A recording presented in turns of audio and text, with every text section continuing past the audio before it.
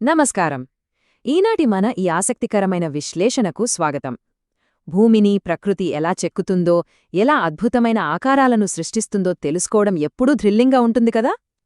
ఎత్తైన కొండల నుండి లోతైన లోయల వరకు మనం చూసే ప్రతి భౌగోళిక నిర్మాణం వెనుక వేలాది సంవత్సరాల ప్రకృతి శ్రమ దాగి ఉంది. ఈ విశ్లేషణలో మనం భూమి అడుగున దాగిన ఒక రహస్య ప్రపంచాన్ని, ప్రకృతి సృష్టించిన ఒక అద్భుతమైన శిల్పకళను అర్థం చేసుకోబోతున్నాం. సరే, ఇక ఏమాత్రం ఆలస్యం చేయకుండా దీనిలోకి పూర్తిగా వెళదాం. ప్రకృతి తన అదృశ్యమైన ఉలితో భూమిని ఎలా మలుస్తుందో తెలుసుకుందాం.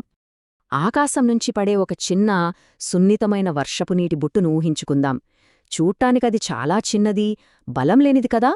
కాని గాలిలోని కార్బన్ డయాక్సైడ్తో కలిసినప్పుడు అదే ఒక అద్భుతమైన కళాకారుడి ఉల్లిలాగా మారుతుంది. ఇది ఒక కఠినమైన రాయిని సైతం ఏళ్ల తరబడి నిశ్శబ్దంగా చెక్కుతూ అతిపెద్ద భూగర్భ ప్రపంచాలను సృష్టిస్తుంది.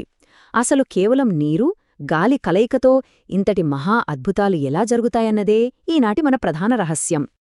ఈ అద్భుతమైన ప్రక్రియనే భౌగోళిక శాస్త్రంలో కార్స్ట్ టోపోగ్రఫీ లేదా కార్స్ట్ భూస్వరూపాలు అని పిలుస్తారు.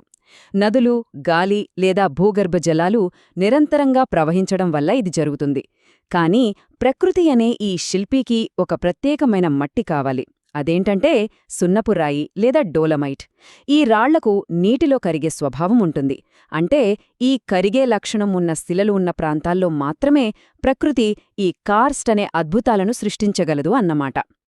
సో ఇక్కడ మనం గమనించాల్సిన అతి ముఖ్యమైన విషయమేమిటంటే, ఈ ప్రక్రియ కేవలం నీరు రాయిని కడగడం వల్ల జరగదు. ఇదొక మైక్రోస్కోపిక్ లెవెల్లో జరిగే రసాయన చర్య. వర్షపు నీరు భూమిని చేరేలోపే గాలిలోని కార్బన్ డయాక్సైడ్తో కలిసిపోయి ఒక మైల్డ్ యాసిడ్లా మారుతుంది. ఆ నీరు సున్నపురాయిని తాకగానే కెమికల్ వెదరింగ్ అనబడే ప్రాసెస్ స్టార్ట్ అవుతుంది. చక్కెర నీళ్లలో కరిగినట్లుగా ఈ కఠినమైన రాయి ఆ ఆమ్లపు నీటిలో మెల్లమెల్లగా కరిగిపోతూ వస్తుంది. ఈ చిన్న కెమికల్ రియాక్షనే మొత్తం కార్స్ట్ భూస్వరూపాలకు అస్సలు పునాది. సరే, ఇప్పుడు విభాగం 1 ఉపరితల గుర్తులు మరియు సింక్ హోల్స్కు వద్దాం. ఈ యాసిడ్ వాటర్ నేలను తాకగానే ఏం జరుగుతుందో చూద్దాం. ఒకప్పుడు ఎంతో నున్నగా ఉన్న సున్నపురాయి నేల నీరు ప్రవహించగానే రాయి క్రమంగా కరిగిపోయి చిన్న చిన్న గుంటలు, లోతైన గీతలు ఏర్పడతాయి. దీనివల్ల ఆ నేల చాలా గరుకుగా, కత్తుల్లాంటి పదునైన శిఖరాలతో మారిపోతుంది. భౌగోళిక పరిభాషలో దీనినే లాపెస్ లేదా కారెనంటారు. ఈ రాళ్లు ఎంత పదునుగా ఉంటాయంటే ఇక్కడ నడవడం కూడా కష్టమే. నీరు ఒక మృదువైన రాయిని ఇంత కఠినంగా మార్చేస్తుందంటే ఆశ్చర్యమే కదా.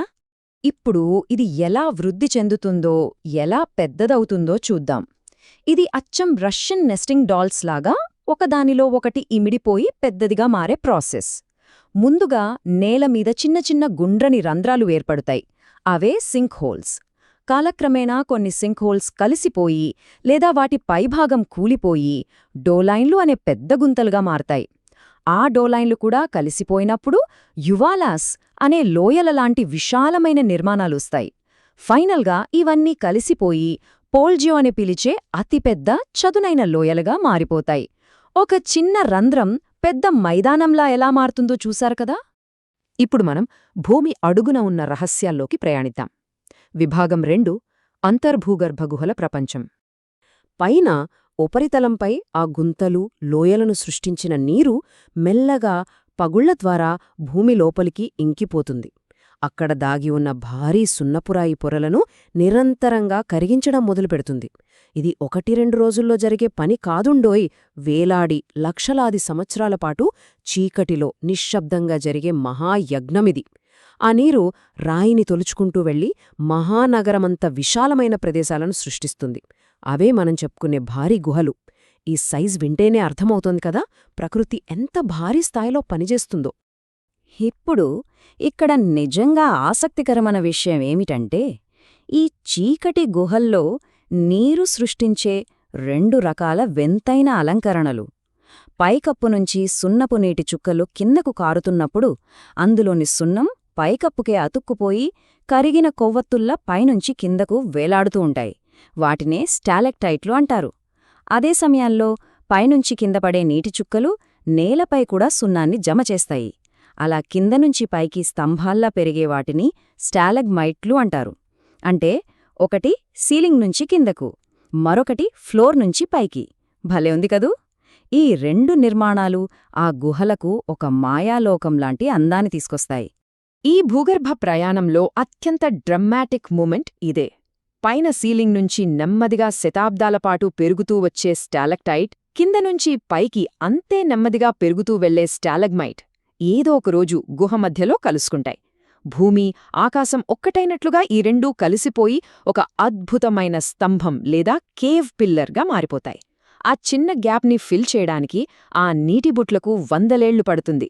కాని ఆ నిరీక్షణ ఒక శాశ్వతమైన శిల్పాన్ని సృష్టిస్తుంది. మరియు ఇది అద్భుతంగా దేన్ని స్పష్టం చేస్తుందంటే, ఇవన్నీ ఎక్కడో పుస్తకాల్లో చదువుకునే విషయాలు కాదు. మన కళ్ళెదుటే, మన దేశంలోనే ఎన్నో ఉదాహరణలున్నాయి. మన ఆంధ్రప్రదేశ్లోని అరకు లోయ దగ్గర ఉన్న బొర్రా గుహలు, అలాగే కర్నూలు జిల్లాలోని బెలుం గుహలు ఈ కార్స్ట్ భూస్వరూపాలకు, ఆ స్టాలెక్టైట్లు, స్టాలగ్మైట్లకు బెస్ట్ ఎగ్జాంపుల్స్.